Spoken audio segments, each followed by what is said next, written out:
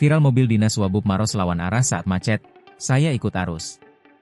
Beredar di media sosial sebuah video yang memperlihatkan mobil dinas Wakil Bupati Maros, Muetazim Mansur, viral di media sosial karena diduga melanggar arus lalu lintas. Video pertama kali diunggah akun Instagram Marosinfo pada Minggu, 28 September 2025. Dalam rekaman, mobil dinas bernomor polisi DD2D terlihat berada di jalur berlawanan arah. Mobil tersebut terjebak di antara kendaraan dari arah Bone menuju Maros.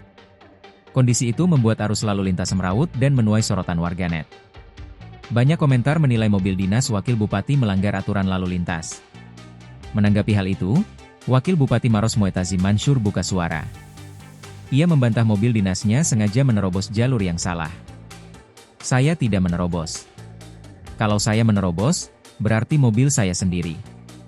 Tapi itu banyak mobil di depan saya. Sopir saya hanya ikut arus, jelas Muetazim, Selasa, 30 September 2025. Menurutnya, kejadian berlangsung singkat karena lalu lintas macet total. Ajudannya bahkan sempat turun tangan membantu mengatur kendaraan. Ia menjelaskan, kemacetan terjadi setelah menghadiri kegiatan pemerintah di Kecamatan Cenrana. Peristiwa berlangsung Jumat, 26 September 2025, malam sekitar pukul 20.30 WITA.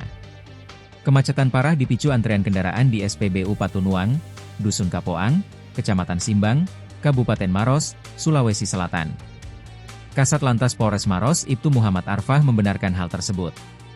Menurutnya, antrean panjang kendaraan solar menyebabkan kemacetan di jalur Bone Maros.